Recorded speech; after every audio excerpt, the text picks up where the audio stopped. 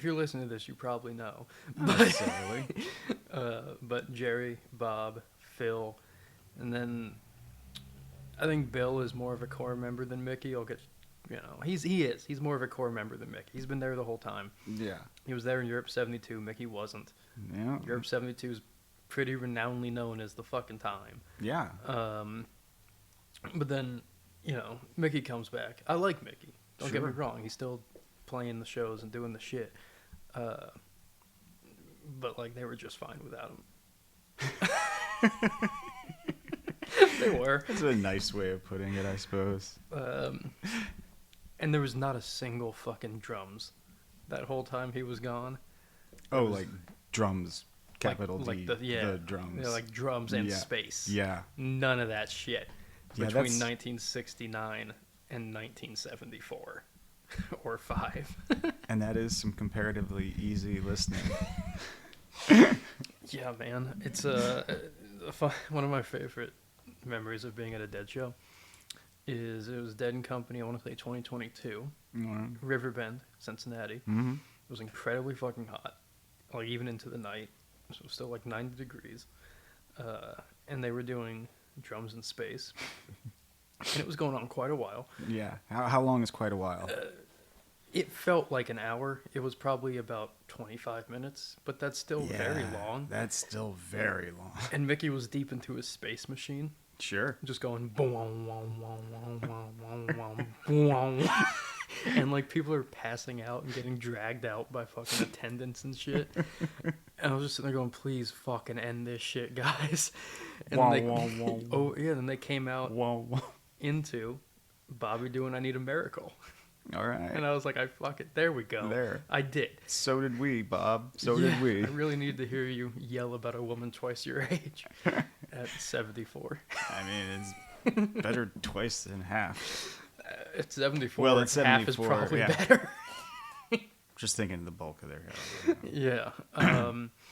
But, like, also during that period of time, there was a black dude in the crowd, and he's the only black guy I saw all day The at the only Dead one? and Company show, believe it or not. He was wearing, like, very baggy jeans, Okay. a Sean John shirt, like a Sean John polo shirt, Sure. a backwards Kangol hat, and a Bluetooth earpiece. Yeah. And didn't seem like he was with anyone. So my concept of it was he was watching a 50 Cent show here in 2004 and hit some kind of black hole, and he doesn't know what the fuck is going on. And he just pops it during drums. Pops out in the Drums middle of in drums in space. space going, Jesus That Christ. poor guy. What are these crackers doing? Like, there's no other logical explanation for any of that. Like... You're right. I don't see it. I never thought of it through like cultural, racial lines, but I can definitely see myself popping into a Grateful Dead show from some other. Yeah, I mean, they open up some kind I've of seen the Afghan thing. Wigs at Bogart's in '92, and then go, boom, wait a fucking second. I'm at Drums in Space, and you're just going, what the fuck is that? Whoa, whoa, whoa. What if that's the time traveler's curse? Is if you fuck up, you end up in the middle of drums in the middle? Riverbend in 2022. Come to where am I? Fuck. It's like the beginning of Quantum Leap, where he's like, "Where am I now? Oh shit!" I've heard about this happening. I like this little weird fiction. Yeah, I think idea. about that all the time, man. The Time Traveler's Dilemma. Yeah. It's always drums in space. If you fuck it up at all, you end up in Riverbend Whoa, whoa, 2022. Whoa, Very whoa, hot, whoa. never ending. Never ending. But I mean, man, like, it's I got into the band. I lived in San Francisco and did a lot of drugs, and then I stopped doing drugs and Sure. stopped living in San Francisco, and then I got into the band. Now that I've been through that, these guys are great. Like, Now I have appreciation for the Grateful Dead. yeah, I saw like one of my buddy's drug dealers do a version of Sugaree at an open mic night, and for some reason I was like, hang on a second. Like, I had heard them before, but while I lived in San Francisco, I volunteered at the San Francisco Zen Center in the bookstore, and there was another Yeah. guy who was in that bookstore named Dennis McNally. Okay. Dennis McNally was the band's publicist and biographer, and I didn't care at all. And you didn't appreciate that fact at all. Like, I talked to him a lot about, like, the history of San Francisco and shit like that. Yeah. And then Just some old hippie. later on, he doesn't even look like a hippie, man. He's a really straight-looking guy. But then Right. later on, I was going through some book or something. Yeah. And, like, I knew that he was, right? But there was a picture of him and Jerry just, like, laughing it up, and it just pissed me off so bad. Like, oh, I saw that the guy folly of youth. Every day, or every week. Yeah, you could have been just getting all the inside scoop about Yeah, man. all of it. Although, honestly, he was probably pretty fucking happy that I wasn't like, tell me about Jerry. You know, he's probably fucking tired of that. Yeah, Because I was like, hey, you wrote a book on Kerouac. No one ever asked you about that. I'd talk to him about that. Definitely. You know, or like you were in San Francisco during the Zodiac. Tell me Let's about talk that. about shit. that. Somehow that's better. And then being bothered by another goddamn deadhead. Tell him a Jerry story. But yeah, I mean, I don't know. Bob was like, for anyone that doesn't know the band's history, Okay. the band started because Bob and his friend were wandering around Palo Alto on New Okay. Year's Eve, 1963, 63. and they heard shit coming out of a music store, and they just like walked in, Okay. and Jerry was there, and his music lessons didn't show up because it was New Year's, Okay. and he didn't know what day of the month or week it He was. was like, I just played my guitar. Yeah, he didn't know what the fuck anything was going on.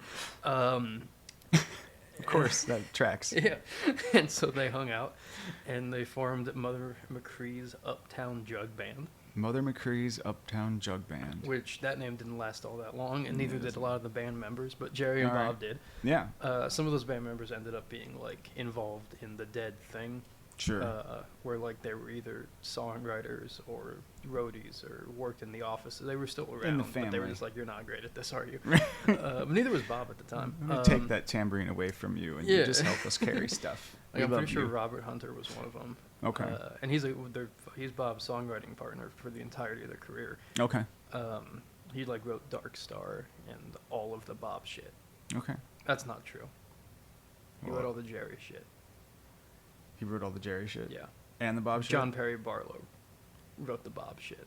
Oh, okay. So Robert Hunter wrote Dark Star and like Brown Eyed Women, and John Perry Barlow wrote like fucking Cassidy and Jesus Christ. What's the name of the song that has Mother American Night?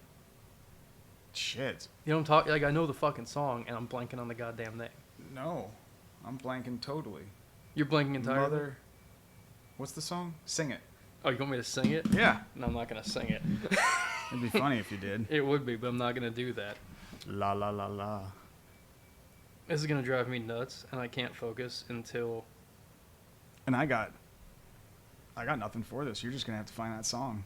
We're just going to have to wait here together. It's literally only showing me his fucking... Because he wrote a book called Mother American Night. Black-Throated Wind. I had to sing the song in my head. Yeah! To get to fucking the line where they said Black-Throated Wind. Black-throated Wind. wind. Yeah. But anyway, after Mother McCree's Uptown Jug Made Band, it. they changed the name to the Warlocks. By this time, yes. they had basically everyone that Yes. was originally in the band. Not Mickey. Bill was there, though. And Pigpen. And Pigpen. And Phil, who had never really played bass before, but he's a fucking Kreutzmann. savant. Yeah. Phil, not Bill. Oh. They had both. Phil too. And they debuted at Magoo's Pizza Parlor, Magoo's. 1965, Okay. and quickly had to change their name because there was another band called the Warlocks. And they were better.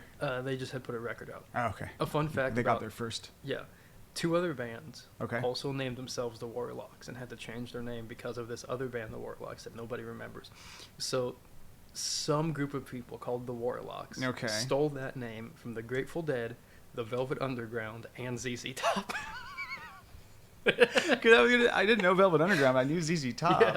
That's hilarious. And nobody knows who the fucking Warlocks And- are, but the other three are. It's just like, well, we got your name. Yeah, but we got fucking 60 years of selling out shit.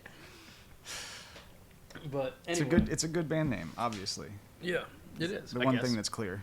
They went to like a Britannica Words of the World fucking encyclopedia. Okay. Just opened it and just pointed, and it landed on Grateful Dead. Cool. Okay. And that's what they went with, which is the perfect name for that band. It's a perfect name for that band. Yep.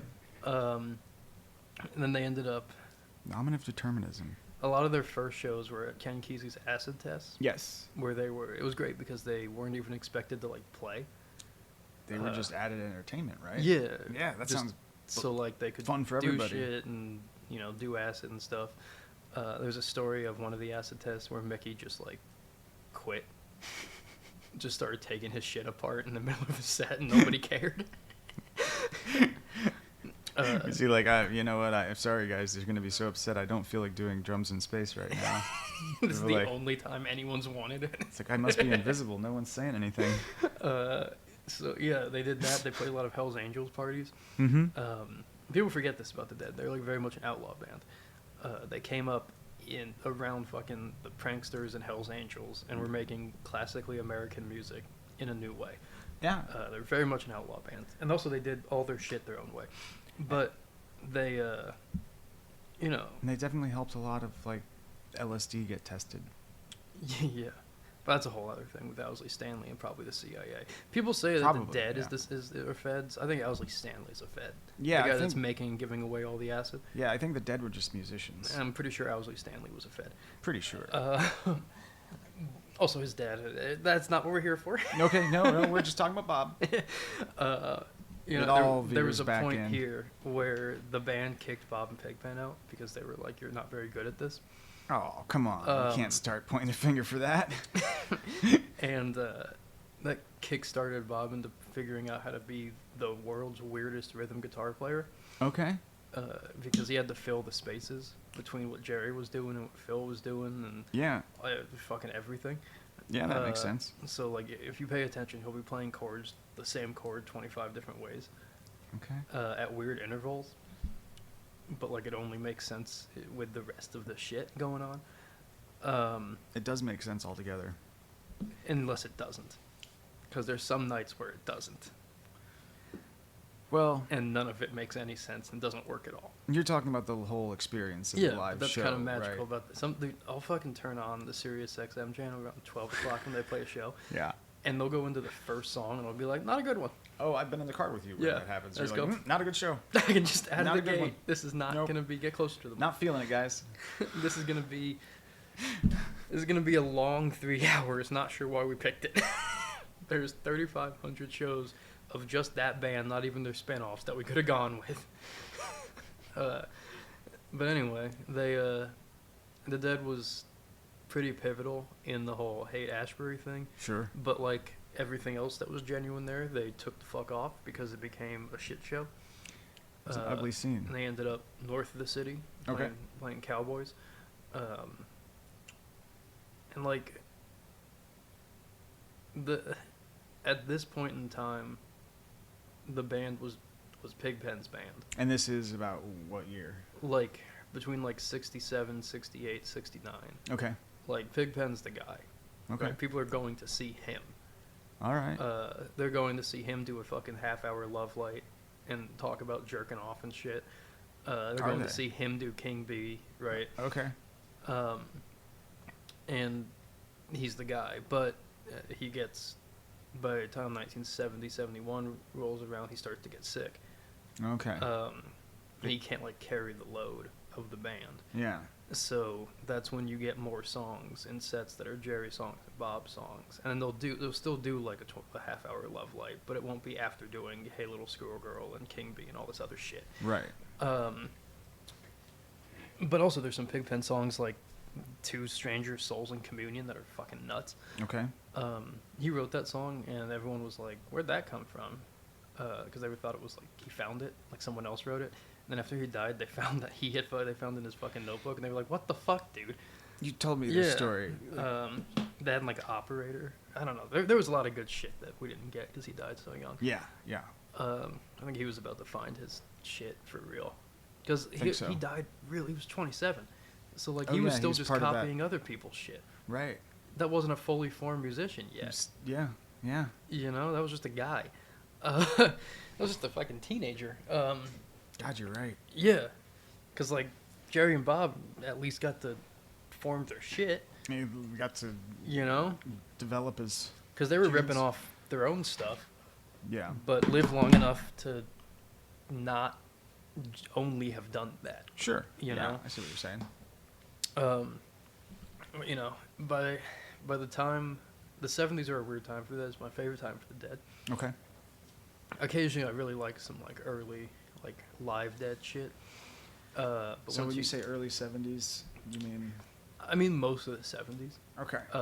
Like 1970 and 1979 they're wildly different, but they're both great. Okay. You can also see over the course of that decade the direction that Jerry and Bob are going to go in their like personal lives. Okay. Because Jerry starts doing heroin and Bob starts like doing yoga and riding bicycles. Man, you should have done that, Jerry. Yeah. And that's also why like I'm not a big 80s guy. Yeah. Especially because in like early 80s, it's like, well, half this goddamn band's strung out, like real bad. Okay. You know, at least in 1976, they were all on coke and it was just fast. There was one night It's more productive high. I Coke. was driving home with Hannah one night, and there was an Eyes of the World, the speed of which has never been duplicated. It was fucking awesome. They were just all like really feeling it. They that were point. just, oh my keyed god, up. dude. You know how it's like kind of a chill song? Yeah. It was just fucking going. And then they instantly followed it with a Dancing in the Streets. That they were all so fucking high on coke that the backing vocals were singing over the leading vocals that they were supposed to back up, and then they were like circling each other, getting fucking ahead of themselves. What? Because they were just like, we gotta fucking play this song. So was that a common thing? Like just fucked up off your tits, so you can't really. I mean, that was good. Like, it was good. Yeah. And like, I think it's very important to the band after 1978 Okay. that Bob stops doing drugs. Okay. Kind of anchored that. Yeah. Yeah. And Phil kind of stops doing drugs too. They're getting old. And he also doesn't get into like, still not that old. He's like 30. You know, I mean, kind of. You know, at 30 you're gonna decide if you're gonna keep doing old drugs when you or start stop off doing drugs. as a teenager. Yeah. With founding a scene. Yeah. By the time you get to 30, you're like, I'm either gonna be about this forever or You I'm know. done now. You know. Yes. Yeah. Exactly. But like, you know, Phil wasn't doing heroin, and Bobby wasn't doing heroin, That definitely works in your favor strongly. and that's important. And like, but also Phil couldn't sing for most of this time very well, Okay. so like Bobby had to begin to take over a lot of the lead vocal stuff, because like Phil has some very good songs. Like Pride of Cucamonga is a great goddamn song. Okay. Box of Rain's a great song, Oh yeah. right? Like he has Unbroken Chain is maybe top 5 Dead songs, but he couldn't fucking sing them. Okay. Because he had a vocal issue, which is also why you end up having Donna Jean lead some songs sometimes, which is good, by the way. Like when she does "You Ain't Woman Enough to Hurt My Man," no one can make fun of that. It's very good. I like Donna. I do not like any playing in the bands after Donna leaves. I like the fucking Whale. Like when they do a 12-minute jam, and then Okay. you know you're done because she just screams. And they're gonna go back into the song. All right. There's also, this is just me remembering a lot of Dead shit I like. There's a very funny video of them playing at a Columbia student protest in like 1968, Okay. where they're like real deep into something. And you can tell that the band is going, well, we're real deep into a song. I don't know if we know which song. I just couldn't tell you which. Like, man, we're really in it though. Yeah. Not sure where, but man. Also, there's a cut in the video. If you go look it up, it cuts to like probably a 9-year-old black kid, and he's just losing it. Like he's never seen anything along the lines of what this band is doing. He's just having a real Just getting genuine his freak fucking out. face melted Yeah. by the Dead at the Columbia Student University protest when they didn't even know what song they were playing. It's pretty cool, the power of experience. Yeah, it's in also a music. fun fact. Speaking of power of experience of the Grateful Dead, Yeah. first time Charlie Manson took acid. I've heard this. Was at a Grateful Dead show. Yeah. He says it was at the Avalon Ballroom, but the But timeline you doesn't take matter. issue with I that. take issue with that because Yeah. the timelines don't match up with when he was out, when the Avalon was there, and the months, and when the Dead actually played the Avalon. So I presume you have an idea in mind of what show he was mistaking the Avalon for. I mean, it could have been the Carousel. I thought you were going to say that. But it wasn't the Avalon, Charlie. You were wrong there and only there. Oh, yeah? Wow, hot take. Yeah. Might But yeah, have man, a I couple think more. people liked to give Bobby shit Okay. Why? because he wasn't Jerry. And Yeah. everyone was like, "Oh, I love Jerry." Just fucking Jerry. First of all, didn't want to be bothered by you, but second of all, like, he only wanted to play fucking guitar and go outside. But by 1986-7, he couldn't go outside anymore. Jeez. You know. But Bobby became like he was the anchor of the music starting. I Okay. believe when Jerry got into heroin. I mean, he kind of had to be, if it sounds like. Yeah, like the Pigpen's dead. Yeah. The other guy might be really strung out. Okay. You know what I mean? And then like Jerry goes into a coma, and Bobby has other bands like Bobby and the Midnights, which is, by the way, Billy Cobham's a drummer for Bobby and the Midnights. My grandpa, on my okay. mom's side, was friends with Billy Cobham in the 80s. Nothing happened with that. Anyway. Come over to his house for dinner, friends. Like, friends. And nothing. Yeah. Anyway. Well, anyway. It's always pissed me It's off. frustrating. It doesn't matter now. No, nothing you can do about it now. But, you know, Spilt milk. like, my first Dead and Company show was 2021. Okay. It was fucking great. At least on that Drums in Space, they did the other one on both sides of it, which kind of makes it more fun. Okay. I can see. By the way, that was the song they were playing at Columbia University that they forgot it was the other one. That is. Yeah, that's the first song Bobby ever wrote. And go listen to it. It literally is. It's a time capsule of like 1967. Haight-Ashbury. Mm. He's talking about like Cowboy Neil. That's Neil Cassidy. Who Okay. was his fucking roommate for a period of time. There's a lot of clues Yeah, that's cool. in a lot of these songs Yeah. about their shit. About the scene. Yeah, like It Looks Like Rain, right? Okay. It's like a slow romantic song, and part of it he sings, "Have you ever woken up to the sound of street cats making love?" You're like, "Oh, nice imagery." That was Is it? Janis Joplin and Pigpen fucking on the other side of a very thin wall. Yeah, I was gonna say it doesn't sound. You know, it's very literal. Sounds like because a it was lot of- just apparently really loud. a lot of yawling. Yeah. But after, We'll make it sound pretty in a song. yeah, was that a Dylan impression? I don't know. By the way, Dylan and the Dead was not the Dead's fault. That was Dylan's fault as to why it didn't go great. The Dead was actually pretty on. All right. Which they have a habit of fucking up their big chances. Was that a big chance for them? Like, to get, Kinda, like- yeah, man. It was Okay. they were touring with Dylan. It's pretty big. You know, it's like 1987, still Bob Dylan. They're doing the fucking thing, and it's just not great. But that one wasn't their fault. Woodstock was kind of their fault. Okay. There was a number of shows they played where it would have been a good thing All right. to do it well. And they didn't. Yeah. Worked out in the end, man. Or even like when they were recording their first records for Warner Brothers, they didn't realize that they had to pay the studio time. Okay. And Bobby had this really good idea to go out in LA and record like light air in the desert and heavy air in the city and put that on record. This guy was like 17 and like 18 years old at the time. Like, this fucking goddamn stupid kid.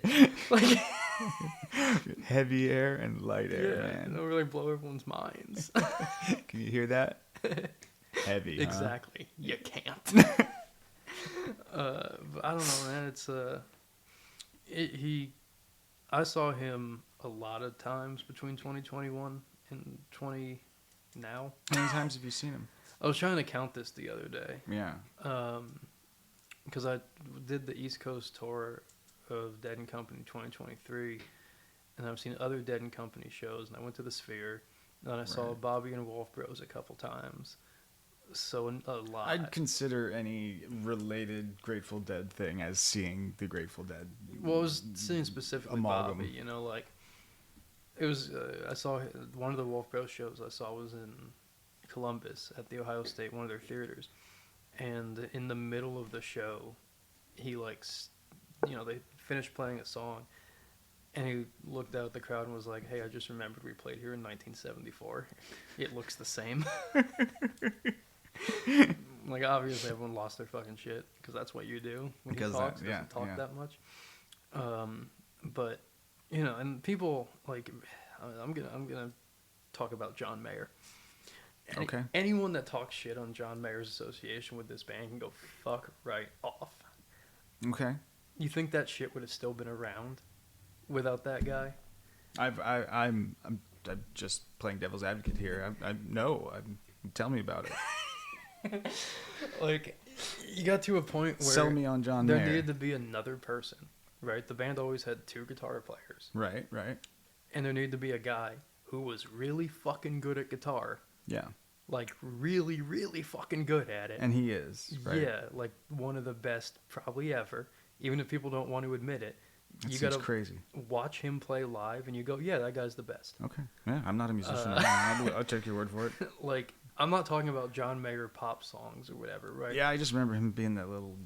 Yeah, that But somebody. he has like this one fucking record he did as John Mayer in like 2008. That's Okay. a live album, and there's one point in it where it's him and a bass player and a drummer, and you're just going, Jesus Christ, the whole time. You're like, this guy's really fucking great at this. All right. And then he's gonna play Heartbreak Warfare. You know what I mean? You're like, okay. So how did he get connected up with the Dead? They were in the same studio. And they were just like, man, we And they need started, a great guitar yeah, player. They just like started talking. It wasn't even about that. Like Bob just started talking to him, and All right. they were like, "Hey, I don't know, maybe we should jam." And then they did, and Can you imagine being like the Grateful Dead's asking you to jam with them? yeah, I mean, Like, if you're already yeah, a pretty well known, I'll do that. yeah, and you already like the band too. Yeah. But he, I think he gave that band like 10 years of life that wouldn't have existed otherwise. Okay. And a lot of people. Is that when the Dead and Company? That was Dead and Company. So that was the beginning. He was the beginning of that. Okay, Yeah, cool. Dead and Company's involved is John Mayer's involvement, and it's John Mayer, and originally it was both Bill and Mickey. Okay. Bill stopped playing after the summer of 2022 with them, and then it's Oteil Burbridge.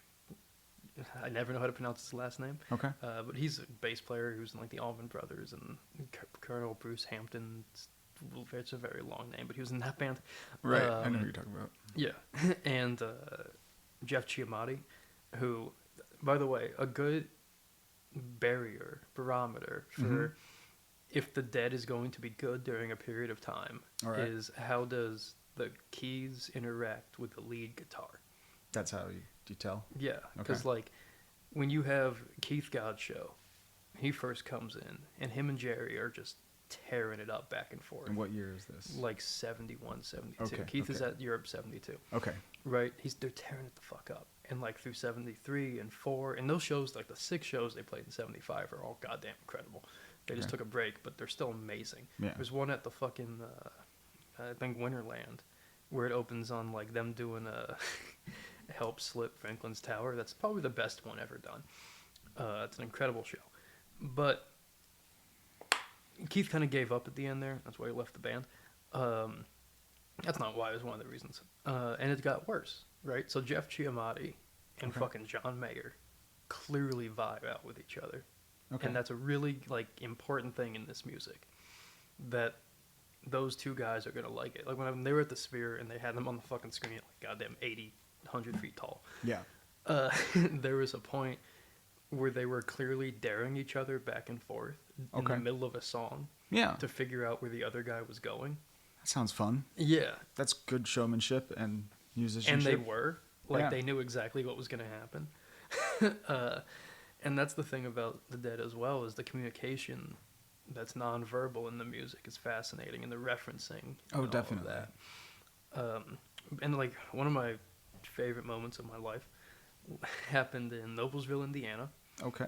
Dead and Company 2023. So it was a very good show in general. And the second half, I just was like walking through the thing that separated the pit and the lawn, and I noticed there was nobody guarding the pit, so I just took a quick right. Saw that second half real close. That's where you went. Had a really good wharf rat, really good Hell in a Bucket down there. No, good. They closed on Love Light. Nice. You like how everyone can remember all this fucking shit? Yeah. Anyway, remember Setless? But first set, they were doing Big River. Okay. Love Big River. Sure. Big fucking fan. Great Bobby Cowboy song, right? He always loves his cowboy shit. Yeah. And he just like for a minute, that line that's like, I'm gonna sit right here till I die, they just kept doing it over and over and over and over and over. Did they know they were? Yeah. Okay, he was good. like circling with his hand to be like, no, we're gonna keep going, Yeah, right? Yeah. And they don't normally do that. Okay. Right? And it was like, because this was their final tour, right? Because then they did the Sphere and some other shit. But, you know, a lot of people looked at it like a message, basically. Sure. You know? And then And they did? they didn't end that fucking song.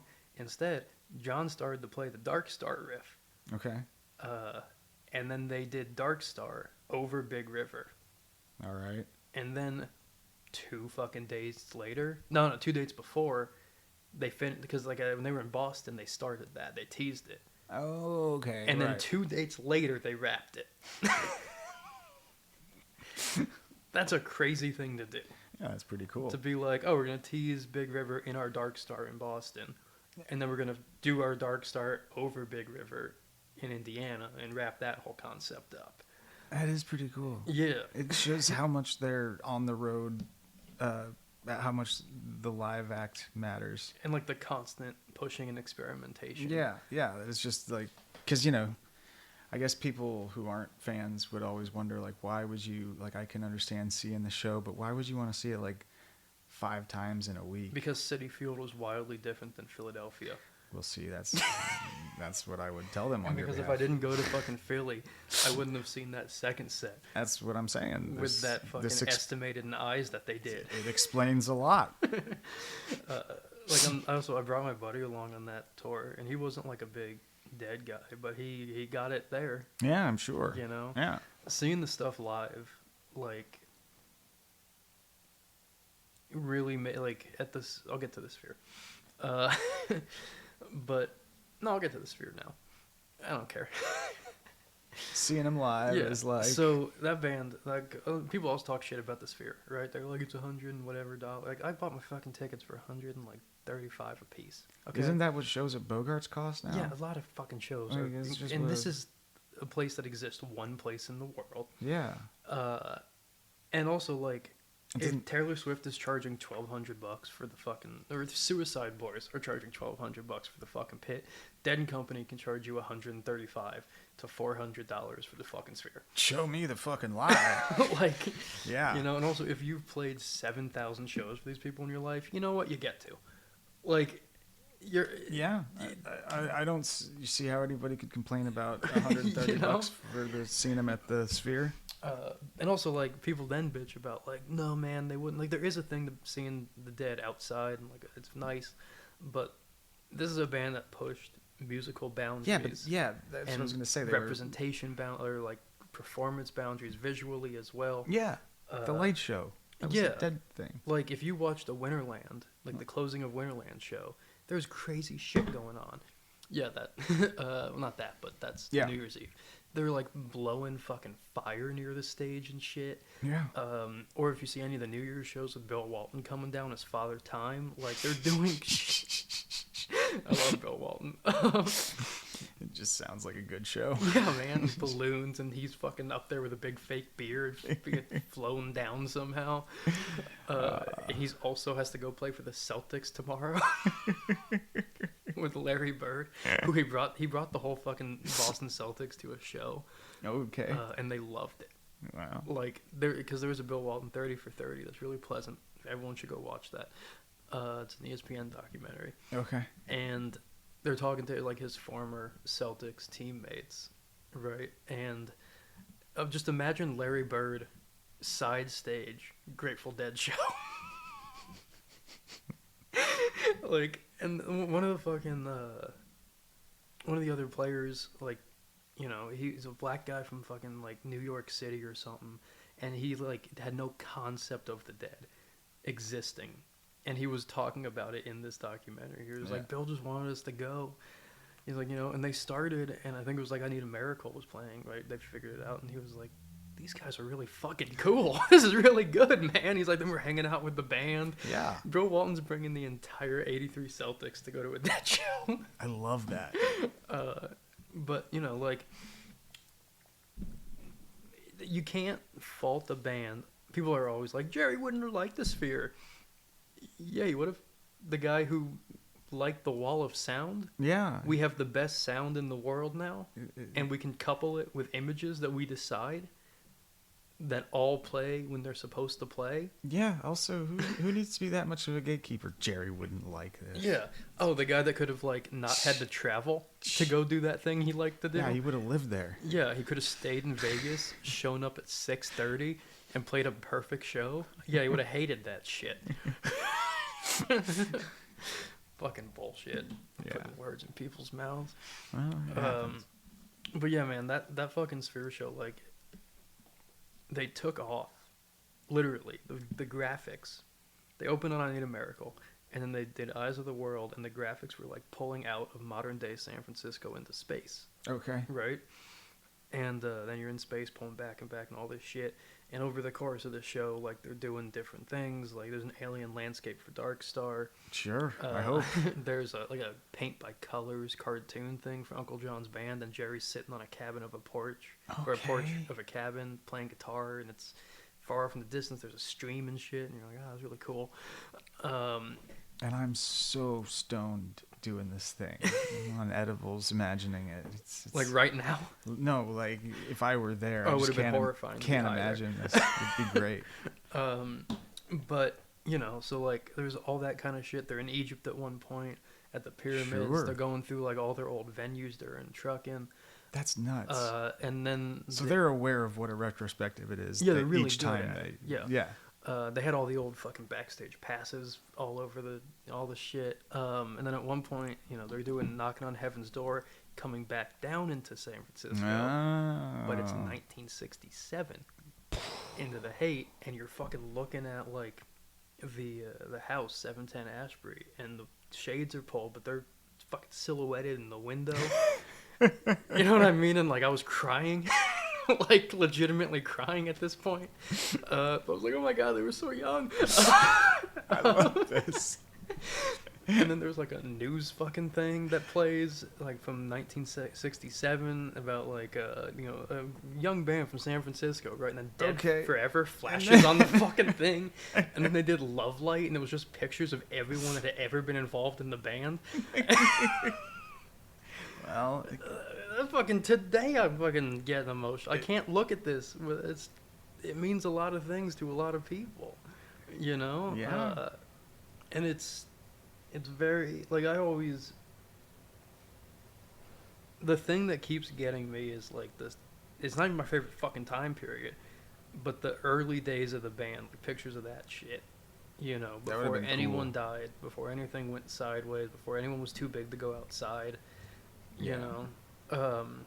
And then all the shit that happened in the days between, reference. yeah. There's a lot of it.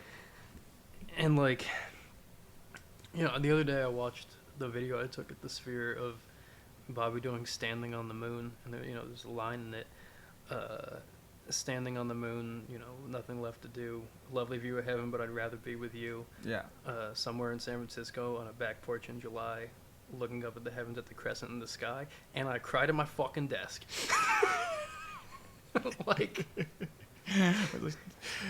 don't you have that on a t-shirt?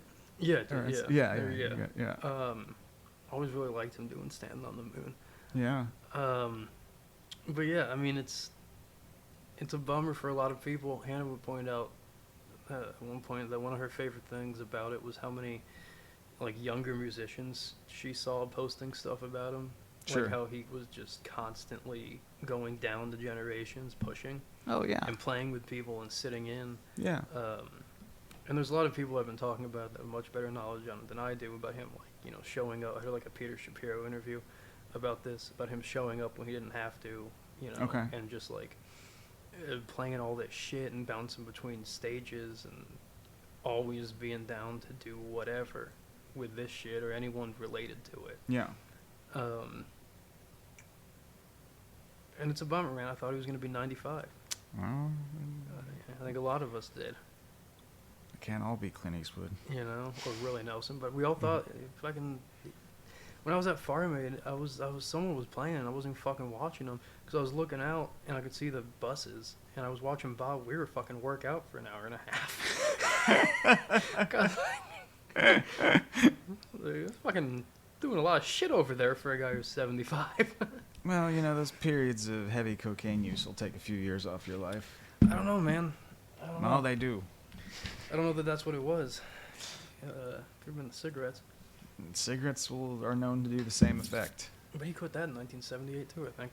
Well, But if anyone wants to watch a really good documentary, yeah. What are some recommended? Bob there's one on Memmer. Netflix called The Other One. Okay. That I think was around 2012 or 13. So like, Robert Hunter's still alive and John Perry Barlow's still alive. A lot of people are still around. All right. One of my favorite moments, by the way. Robert Hunter's a famously elusive fella. Okay. And they got an interview with him, and they're asking him about like what his lyrics mean, right? And he's like, he starts quoting Dark Star, right? Which like is a nut song, Okay.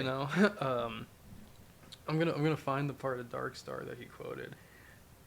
It's important because it's very funny. Now, when is this? Like 2011. Okay, you just said that. Yes. Yeah.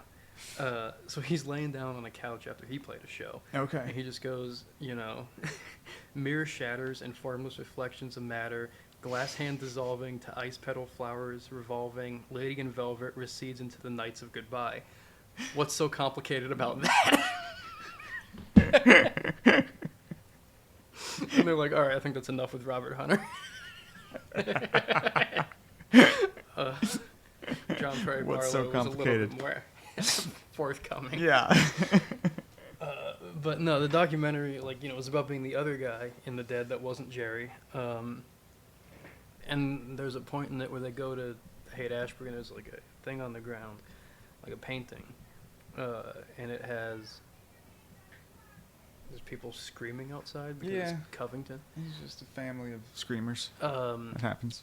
And it's Pigpen and Jerry and Keith and Brent and all of them. And his daughter, who's like 12, asks him like, "Why aren't you there?"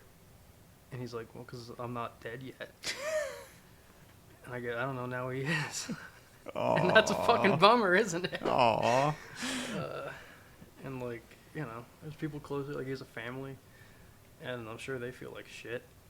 But at least they got to do Grateful Dead 60 in San Francisco and Golden Gate Park.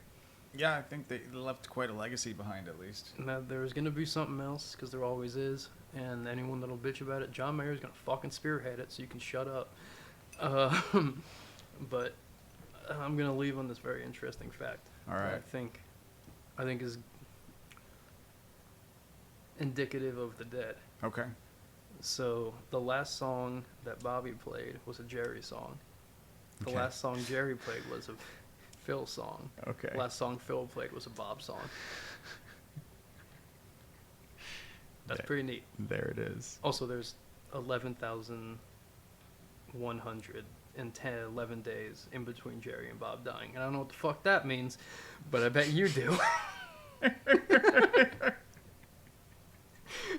Sure, that's something, right? What's so complicated about that? Oh, fuck. Thanks, Bob. Thanks, Bob.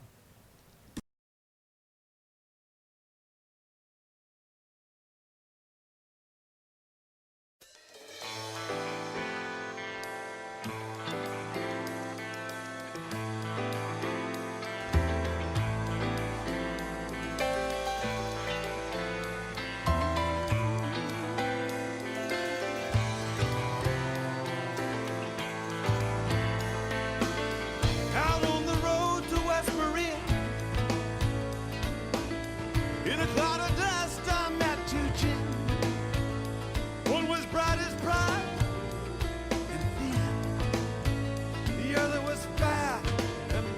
a sin.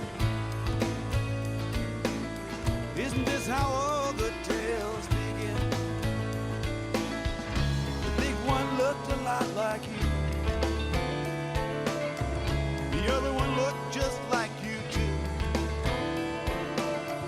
They wound me round, they ran me through. A score of lies, they swore were true. Isn't that what genies always do? Night comes sudden, dawn be soon.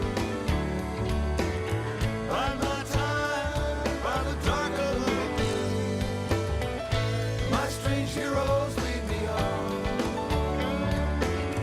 But when I get there, they'll be gone.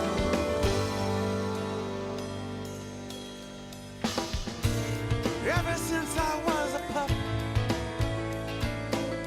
still was I sing before I'd sup. My silver spoon's this beggar's cup, and when it's empty, I fill up. All I have to do is just show up.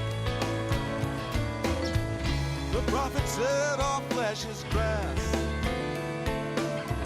He had a soul like old stained glass, a smile as sweet as sassafras, and that old boy can kiss my ass.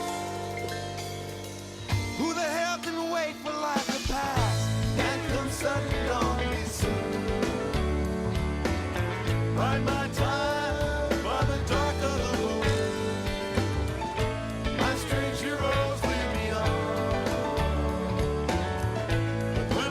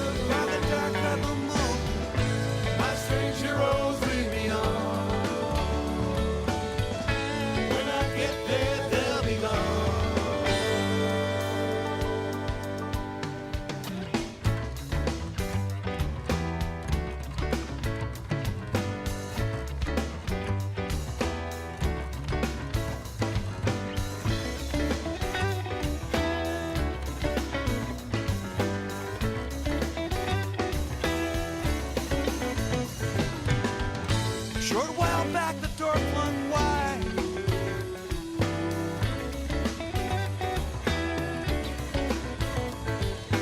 We all saw good luck on the other side.